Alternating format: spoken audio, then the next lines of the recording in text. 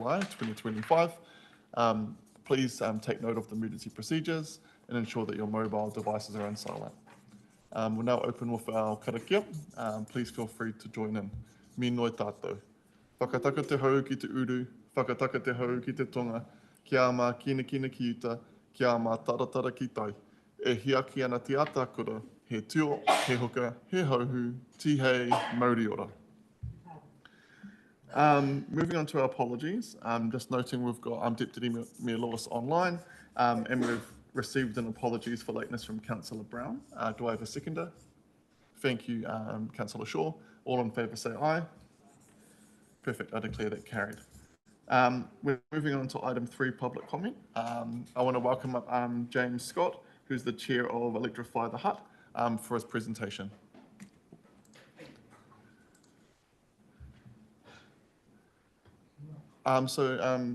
James, on the right-hand side, there's a button that you can turn on to be able to speak. Thank you. Great. Over to you. We're really looking forward to hearing your presentation, and then following that, we'll have some questions from the members. Thank you. Okay. I'm leading a group who are putting on an expo later this year to focus on electrifying the Hutt. And basically, we're a local community under the banner, if you like, or the support of Rewiring Aotearoa. And you've probably heard of Mike Casey, the electric cherry farmer down south. It's his group, and the message is to switch to using electricity for almost all our energy needs, get away from fossil fuels, gas and petrol and things like that. I visited the Wairarapa last year and looked at the Electrify the Wairarapa conference, and I thought, this is a great message. We need to have something like this in the Hutt. So I came back, talked to various people in the council and some other colleagues who are also of like mind. So we've thought, well, we'll organise an expo to get that message out to the people in the Hutt. There's a lot of opportunity here for that, and after some discussion, we focused on this year bringing the message to just residential environments, to individuals and their homes. We're not trying to carry that message to businesses because it needs quite a different focus to get businesses supporting electrification. This year we're wanting to talk to individuals to electrify their homes and their lives. And so that's what the expo this year is. And as said there, it's an advancement in clean energy and promoting the message, I guess, that Mike Casey has, which is there's a case for it, and that's primarily at this stage an economic case. People can save money as well as having a benefit to climate and sustainability by switching to electrification. So we've got a expo planned for the Town Hall, Saturday 4th of October. It'll run all day. It's free to the public, and we're trying to give a early start, sort of late close, so that people can find time in their day to come along and visit.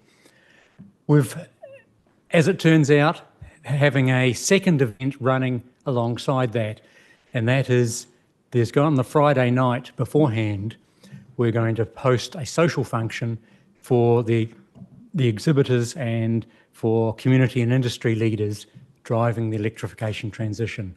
It was one of the messages that came out of the Wairarapa conference, was the value in these people involved and talking to and sharing ideas. They said they enjoyed that. They didn't have a lot of time while the expo was on over in Masterton. So we said, well, okay, let's make that a reality. We'll get them to pack into the Town Hall on the Friday afternoon. When they've done that, at 5 o'clock, we're hosting a networking social session for a couple of hours so that they can mix and mingle, and we'll have various community and industry leaders there. The invites will be going out shortly. It'll range from the various councillors and mayoral candidates, things like that, local MPs, industry leaders, so that those people can come and hear the issues that the installers and people actually doing the transition on the ground, the problems they're experiencing, so that perhaps that regulation and rules and things can be amended to make that simpler. So it's sort of almost a second event in its own right, but we're running that in parallel.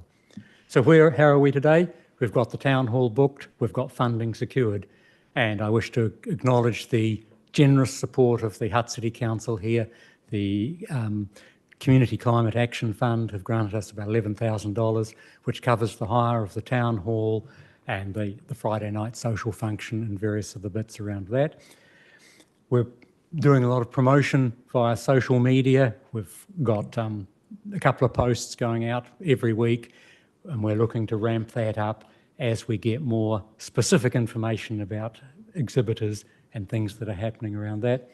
The planning for the Friday night is going ahead very well. I've just come from a meeting this morning about that, when we're looking at the list of people to be invited. All exhibitors will, of course, get an invite to the Friday night function, but it's the community and industry leaders that we want along as well. On the Saturday, I'm looking to have a series of 5 little mini seminar sessions. So it'll be about people speaking for half an hour with questions, and that provides an opportunity for members of the public who are already familiar with the electrification transition to do a bit more of a deep dive into some topics. For instance, we'll probably have Mike Casey speaking about the economics of the transition itself. We'll have some people talking about electrification off the grid, that is being having solar, wind turbines, things like that.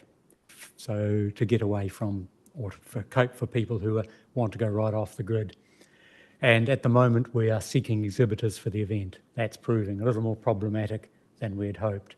There's been a lot of people who say, oh, that's a good idea, I'm interested, but so far very few have signed up to commit themselves. We're not asking a lot at the moment. There's a fee of $150 for a stand in the expo hall, and that primarily is money intended to cover the drinks on the Friday evening, because the town hall itself is paid for.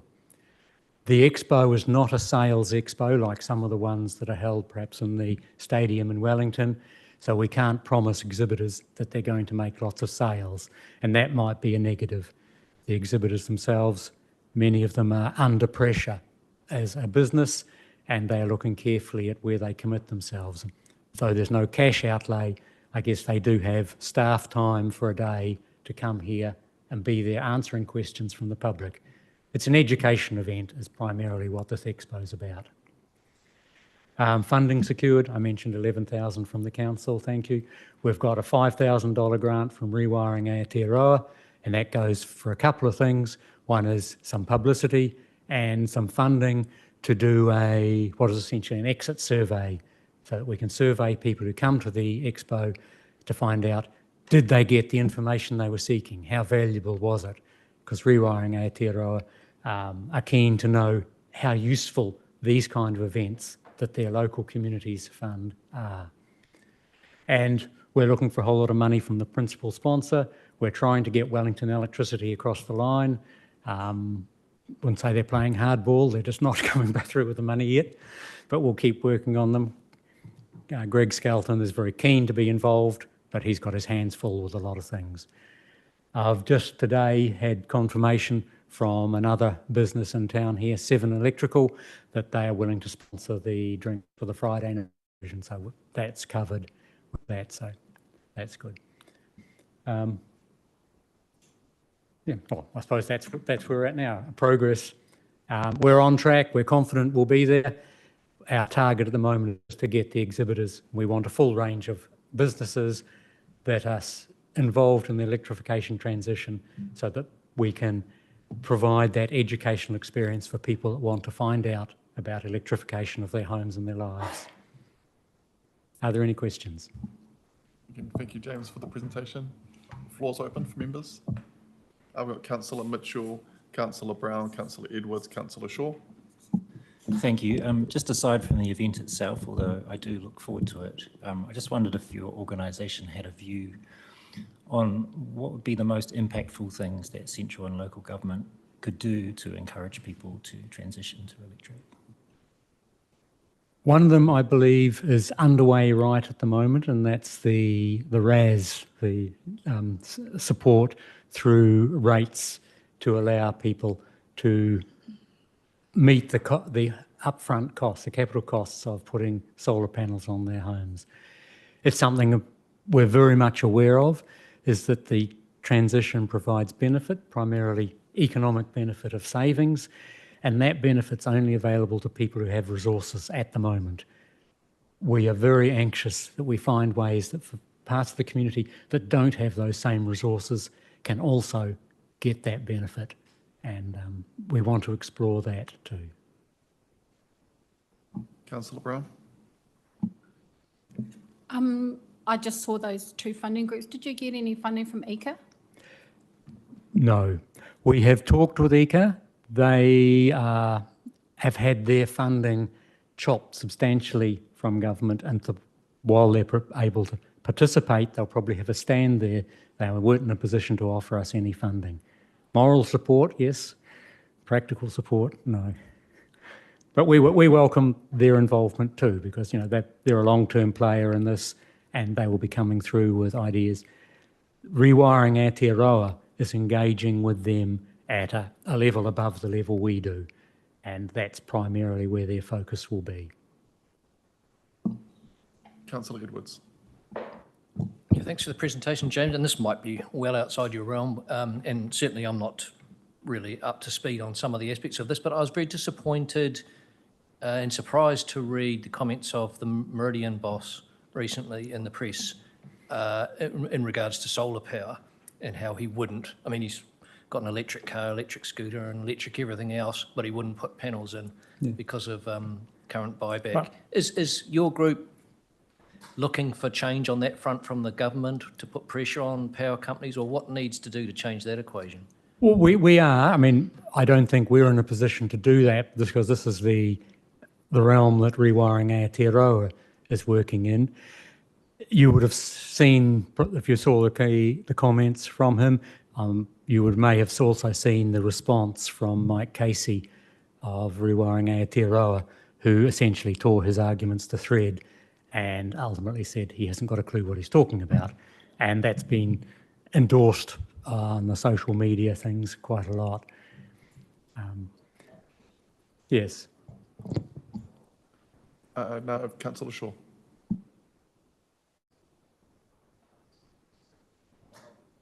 Wrong button.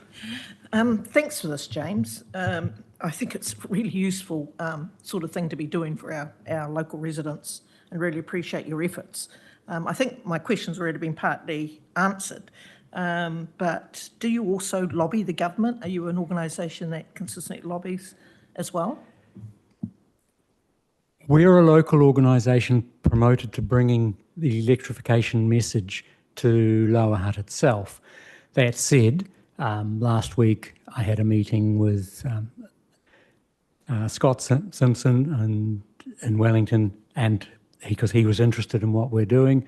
I also talked with Chris Bishop because I saw at Parliament and told him about it. He will be getting an invite to the Friday night function. We hope he'll attend along with Chris Hipkins and Ginny as our local MPs. They will be invited. We are pushing the message to them. The focus of Electrify the Hutt is not really at that level. We will talk with them when we can, but that's Rewiring Aotearoa, and they are engaged in doing that and working at that ministerial level, getting things across. And I think it's really timely you mentioned the RAISE scheme, and I think it's really good to put that thought out there amongst people who will be coming to your convention, so it's very timely as well too. Thank you. Councillor Parkin. Kia ora, thank you, James, and thank you for all the mahi that you've been doing. I'm just wondering, from a practical point of view, is there anything that we as council can do to help? I think you have already done a lot to help. We've got that significant amount of funding from it, from the council. We have, because of the association with the council, the cost to hire the town hall and the other facilities through the events management company has been reduced to a community rate. That's of great value to us. Yearn has indicated, they're working to help us too. So I expect we will be taking advantage of what the council can offer. But we are sort of an independent group bringing this message, and we appreciate the support from the council that we've had to date and that I expect we will continue to get. Any final questions? No? Perhaps if I may make one further comment. Just a thing, rewiring at the Hutt or Electrify the Hutt as an organisation expects to continue. This year we're looking at domestic and residential message. Next year it's our intention to start looking at the businesses and industrial area in the Hutt and finding ways of articulating the message to them. So there will be a lot more work to do as we continue. Well, thank you, James, for the presentation, but also to you and the team that are doing all the work. It's really easy for us as council to be able to enable and work alongside you in partnership as you're helping spread the good message as well for our community. So thank you. Thank you. We're now moving on to item 4, conflicts of interest. Do any members have a conflict to declare? Councillor Parkin. I am on the Electrify the Hutt group, so just noting that that's there. Thank you.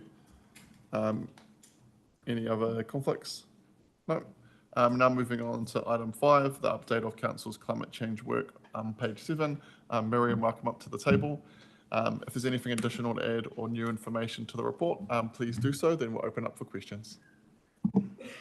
Kia ora koutou. Welcome and welcome to our rangatahi in the room. It's really nice to see some young faces and a happy outcome of school holidays, I'm sure. Just to note around the report, we're still making progress on our fleet and vehicle decarbonisation, and it's nice to see that trend continue. It's a slow burn, but we're tracking in the right direction, and that will come through into our emissions inventory, which will now begin to be prepared as we are in a new financial year. So keep an eye out for that in the coming papers. Also wanted to acknowledge that the 2 items in the paper around bike parking, just an attempt to respond to Councillor Edwards' comments around bike parking and what's happening in the city. So I hope that that's provided some insight there. And lastly, with the fact that it is school holidays, I just thought I'd note that the Climate Explorer board game, which is mentioned in the report, is also available downstairs and in our hubs and libraries. So if anyone's looking for some entertainment for children this school holidays, feel free to grab a copy on your way out. Thank you. Thank you, Miriam. We did grab a copy of the board game for later this evening on the way in today. I'm looking forward to playing it. Any questions from members? Councillor Mitchell, then Councillor Shaw. Thank you. I just had some questions about the proposal for Locky Dock installation and particularly the financial side of things, which isn't explained in the report. So I was wondering, first off, what are the costs to council? I know Locky Dock have different financial models. What are the costs to council, both in terms of implementing these parks, but also ongoing costs if there are any? So full acknowledgement, that project has been run by the transport team. So we were just wanting to bring that message through to you, but I don't have the cost on hand, so I'm happy to circle back on that.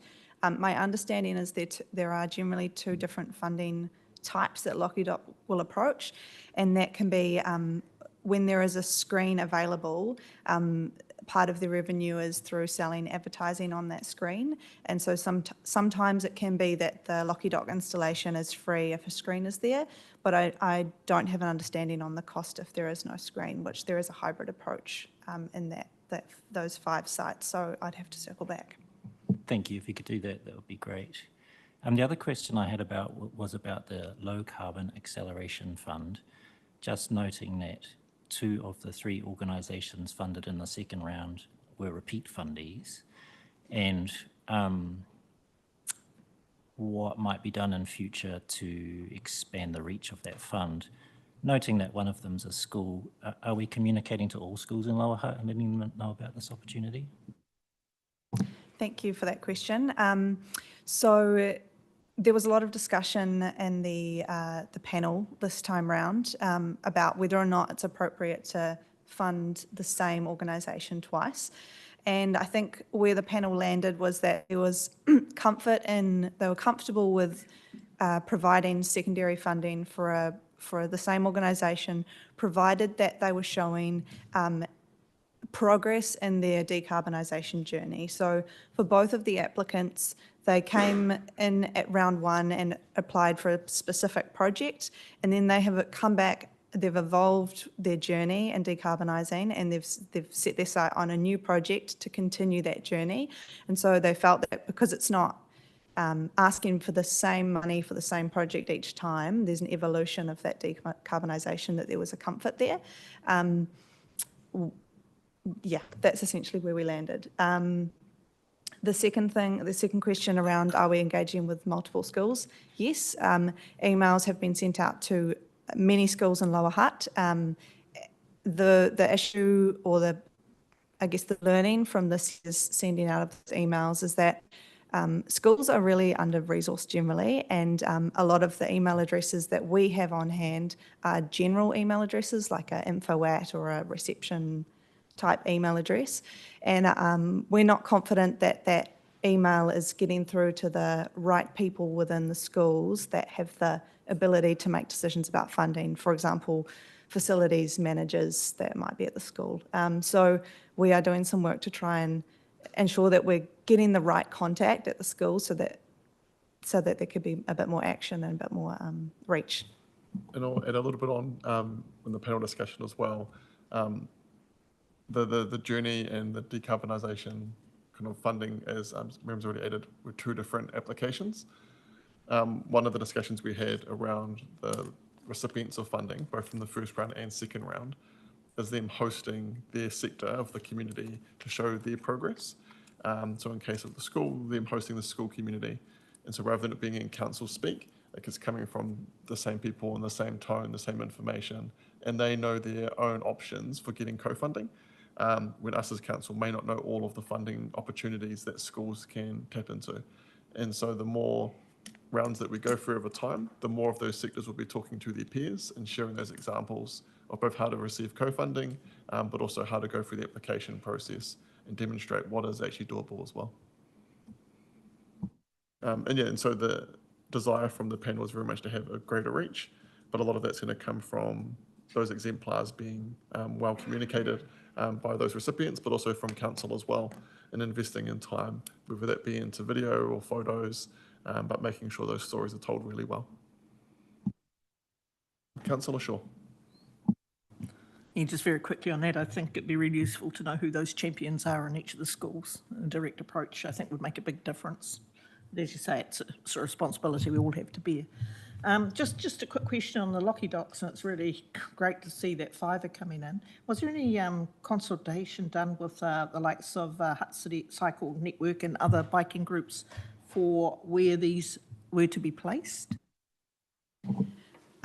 Apologies again, I will have to circle back with the leader of that project. I'm not sure on the detail, but I'm happy to respond later on that. Okay, I'd probably just like to put in a little bit of a plug rather than a question here. I see one in the east up in Tanana, great. Tony to the south, Stokesville out to the north, and two down here, Central Hutt. Walter Nash and the area around there, tighter connections, are just going in with a new bike path to encourage kids on bikes. And there's lots of schools that have been given free bikes in that area too as well. So just in any of your future planning, it'd be great to have something around Walter Nash as well. Any final questions? Got Councillor Brown, then Councillor Edwards. Thank you. Pertaining to the school, it's not just your area, it's all the areas across council when they're trying to contact schools, it's particularly in a consultation, it's not getting to the schools. I've had feedback several times. I think the best place is go to the board because they have to reply back. I mean, it might take a loop of time, but when you do act, you're just sending it to the receptionist who has no, lead into it, or directly to the principal, but I would say the board because they have to reply back to you. With the Locky Docks, yeah, they're all in a good place. I know it's in the next report, but it would have been really good, and I think I mentioned it earlier, but might not have the resources for a couple to be in Wainuiomata, because we have invested in the town centre, and we're encouraging, there's a e-bike project there where people, they've been doing it over 12 months and tracking them, encouraging it to be a cycling town. So maybe next time. Right. Councillor Edwards and then Mayor Barry. Very quick comment.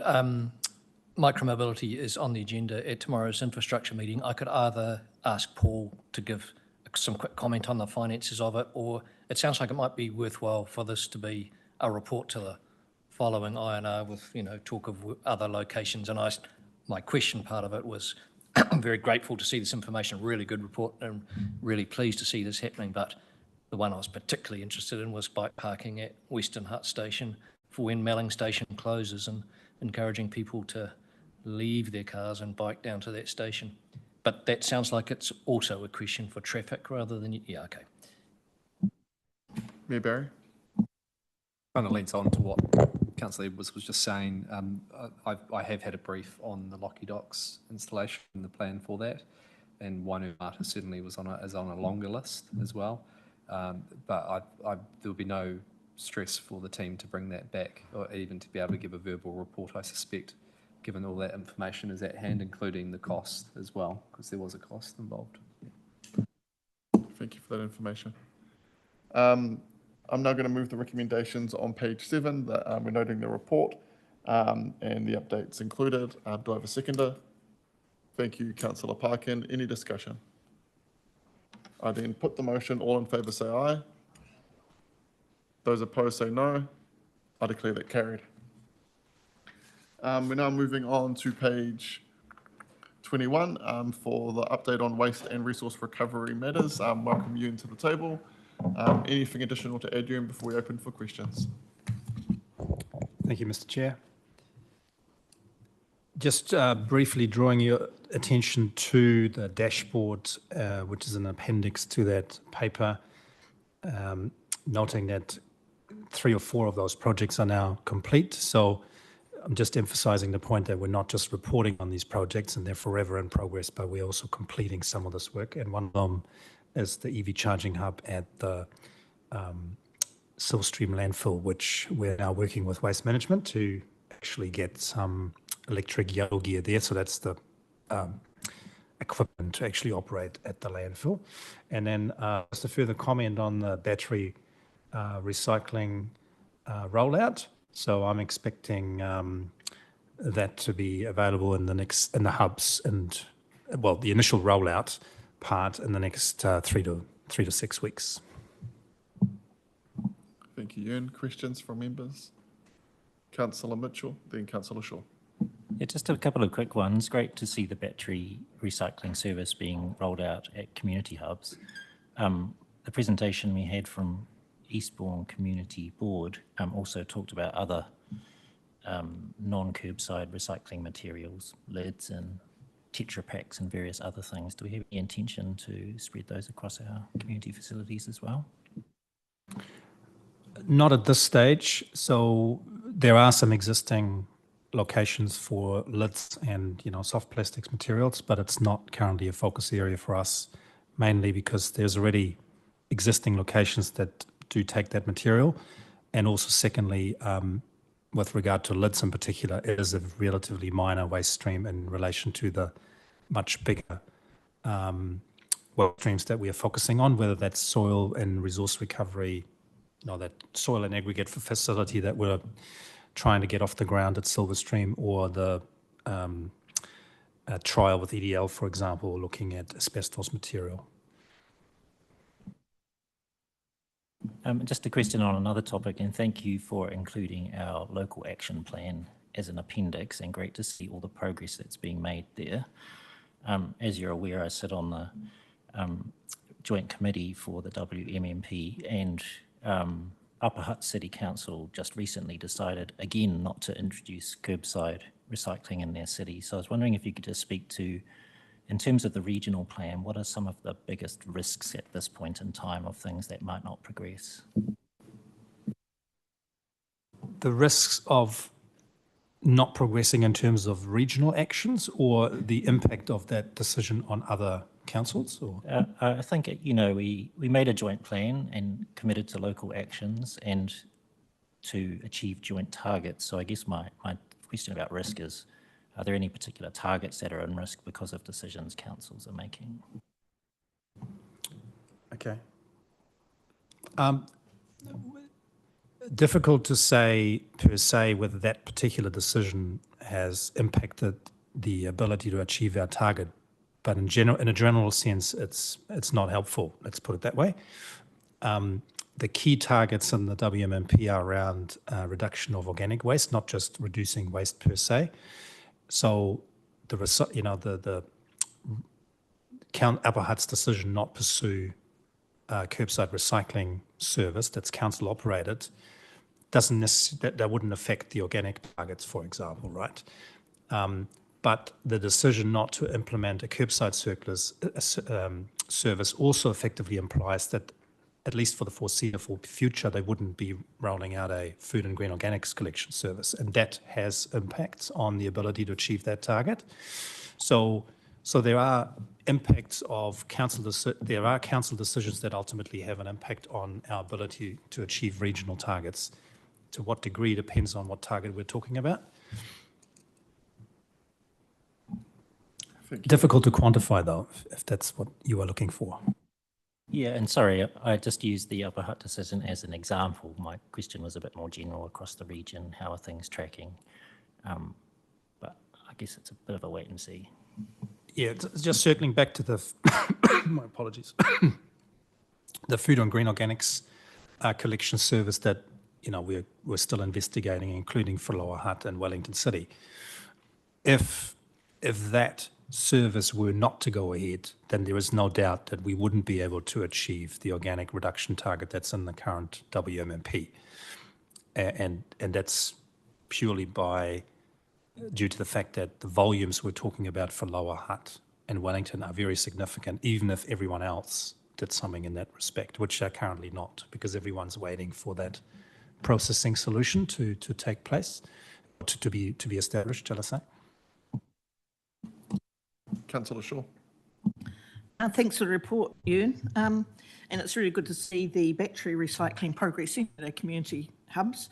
I hope this is not a silly question, but have we got, in terms of the fires that happen in trucks, have we got the safety aspect of this covered off at community hubs? I'm almost afraid to store batteries at home now. So, what causes this, and have we got that covered?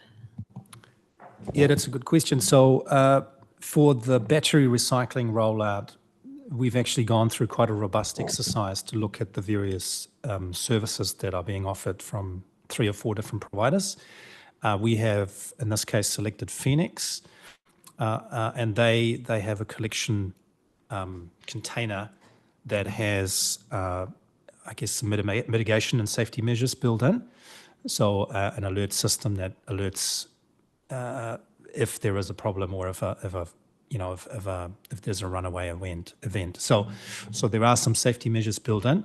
I'm actually a little bit more worried about battery technology proliferating and all sorts of things. I mean, you look around your house, there's probably 30 or 40 different things that now have batteries. And we're not just talking iPads and computers, we're talking, toys and all sorts of things. And you may have seen this reported. There has certainly been an uplift in terms of the number of fires that take place in rubbish trucks. As the material is collected, it gets squashed, and therefore you then get batteries getting to a point where they then ignite. So that's something that actually we are doing some work on, particularly with our landfill operator at the moment. Any other questions? No. Thank you, Ewan, for the work, and to the team. I'm now going to put the recommendations on page 29, noting and receiving the report. Do I have a seconder? Thank you, Councillor Edwards. Any discussion? All in favour say aye. I declare that carried. And now moving on to the retrospective approval of the memo for submission to consultation on proposed changes to waste legislation on pages 29. Ewan's remaining with us for this item. Is there anything you wish to add, Ewan? Nothing to add at this point. Thank you. Any questions from members? No. Councillor Brown? I know we're approving this retrospective memo, but do you have any further knowledge of what those increased ministerial powers could look like in the future with the legislation? I'm afraid not at this point. So we obviously did the submission based on the information that the government provided, and we just need to acknowledge that at the moment we're not at the point where there is a bill that we can actually debate. They were seeking feedback in developing the bill, and there was very little information on what those extended powers might look like. And as noted in the submission, we are quite worried about the dilution of what the waste levy would actually be used for. Given it's not a tax, it's a levy, so it is a particular purpose that it is charged for. It'd be interesting to see what comes back in the draft bill. I'm advised that it is supposed to be coming back later in the year, so introduced into the House, but obviously that's subject to their timing. And when that process happens, Council will be doing a submission when that time comes up. Councillor Brown, do you have a further question? Oh, no, I was just going to say that when that comes up, we might know further on, and also the powers of that use of that levy, whether it plans on centralising it and how that will affect us with our planning on that levy. Any further questions? No. I then move the acceptance of the retrospective memorandum on page 29. Do I have a seconder? Thank you, Councillor Mitchell. Any discussion? All in favour say aye. I declare that carried. We're now moving on to page 40 for the update on, the Climate Change Forward Programme. Do we have any questions? No. I then move the motion that we note the report of the Forward Programme. Do I have a seconder? Thank you, Councillor Brown. I put the motion. All in favour say aye. I declare that carried. I've received no questions before the meeting, so now we're moving to our closing karakia. Please feel free to join in. Unuhia, unuhia, unuhia I te uru tapu nui, kia wātea, kia mama, te nākau, te tinana, te wairo I te arataka tū. Ko ia rā e rongo, whakahiria aki ki runga, kia wātea, ai rā, ko wātea, hau, paimare. I declare the meeting formally closed at 2:38 p.m.